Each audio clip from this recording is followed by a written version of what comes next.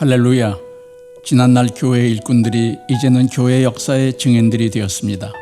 지난 반세기 동안 하나님께서 본교회를 통해서 어떻게 역사하셨는가를 되새겨봄으로써 50주년을 맞는 성도들이 하나님의 은혜를 나누고 또 이를 자녀들에게 신앙의 유산으로 남겨주고자 합니다. 1969년 7월 27일 창립 예배를 드렸으며 퀸스 한인교회로 명명했고, 한진관 강도사가 오늘의 시대성과 교회라는 제목으로 설교했다. 초기 이민교회의 중요한 역할은 1960년대부터 이민의 문호가 열려서 퀸스로 몰려드는 이민자들의 영적 보금자리가 될 뿐만 아니라 잘 정착하게 도와주는 것이었다. 공항 픽업, 운전, 아파트 잡아주기, 학교 등록, 노인 아파트 입주 등을 주선해 주어야 했다. 그로 인해 정부의 보조를 받는 한인봉사센터가 본교회에 설립되었고, 이는 현재 뉴욕 한인봉사센터의 전신이 되었다. 창립된 지 8년이 지나서 한국에서 불고 있던 성령의 바람이 불어왔다. 1977년 10월에 한진관 담임 목사가 김혜성 목사의 부흥회에 참석했다가 십자가에 달려 가시관 쓰신 주님으로부터 보혈이 쏟아져 내려 덮는 체험을 하고 통에 자복하며 성령으로 거듭난 후 목회 방침이 말씀과 기도, 하나님 제일주의로 바뀌었고 교회가 성령으로 뜨겁게 변화되기 시작했다. 새벽기도, 춘계축의 부흥회, 하기신앙 수련회, 동기 중고등부 신앙 수련회, 전도 폭발 등이 줄지어 이어졌다.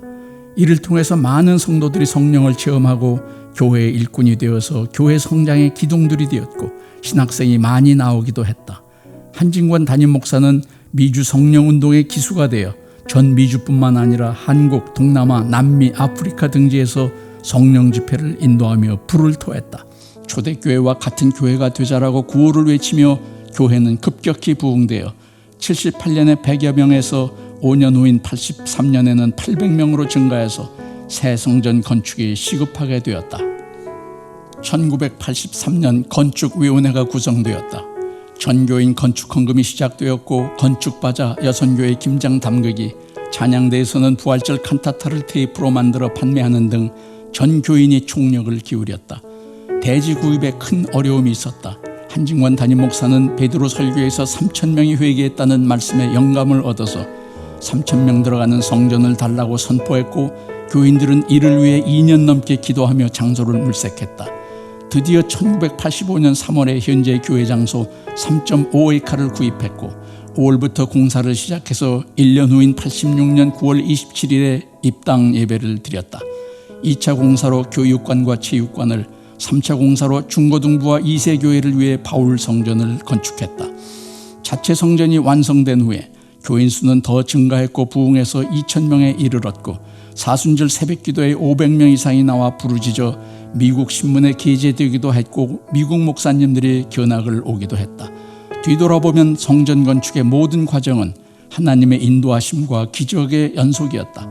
새 성전은 교포교계의 기념비적 존재가 되었고 1세대의 뜨거운 신앙을 자녀들에게 보여주는 신앙의 유산이 되었다. 1986년 새 성전으로 입당한 후에 본교회는 바로 선교에 눈을 돌렸다.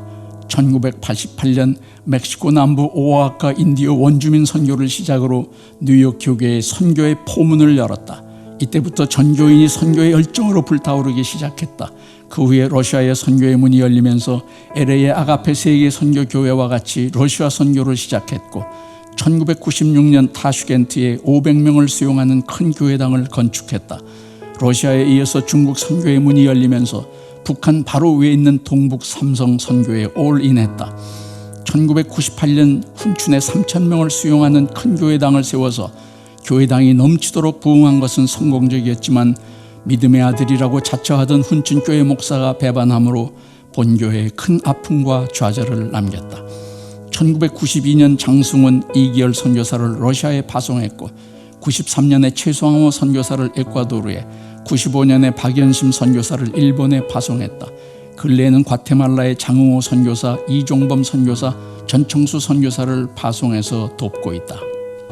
1990년대 성령의 열기가 식어가면서 교계뿐만 아니라 성령운동의 기수였던 본교회도 침체되기 시작했다. 그래서 영적 쇄신을 위한 사역을 찾던 중 사랑의 불꽃으로 눈을 돌렸고 1993년 2월에 제1기를 시작했다. 사랑의 불꽃은 처음 온 캔디데이트들이 마음을 열고 회개하고 주님을 만나게 하는 3박 4일간의 은혜로운 프로그램이다. 성령 체험도 하고 기적도 일어나고 신앙의 결단을 하게 하는 귀한 사역이었다. 고등학교를 졸업하면 90%가 교회를 떠나 방황한다. 그들을 다시 교회로 끌어들이기 위해 본교회 NCF에서는 영어 사랑의 불꽃을 시작했다.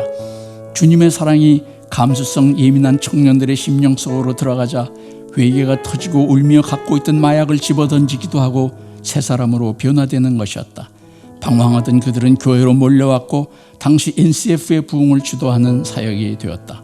2대 고성삼 담임 목사 때 장애우를 위한 사랑의 교실이 개설되었다.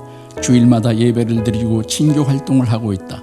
특별 프로그램으로 찬양제, 썸머 캠프도 있고 특별 찬양과 율동을 하기도 하며 트라임벨 팀이 있어서 특별한 은혜를 끼치기도 한다.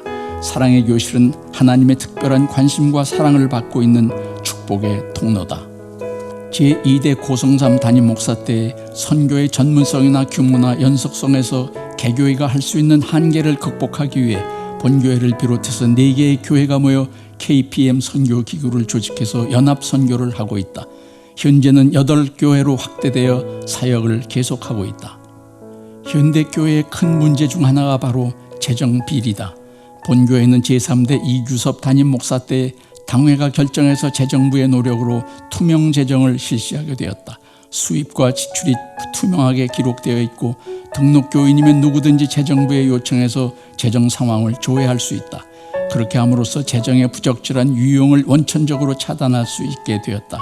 앞으로 본교회의 투명 재정이 모범이 되어서 미주와 한국 교계에서도 표본으로 받아들여지기를 바란다. 지난 반세기 동안의 본교회의 발자취를 되새겨볼 때 모든 과정이 하나님의 섭리와 인도하심과 기적의 연속이었습니다. 이제 50주년을 맞이해서 하나님의 역사의 은혜를 나누고 우리의 자녀들에게 이를 신앙의 유산으로 물려주기 바라며 다가오는 반세기를 준비해야 하겠습니다. 할렐루야.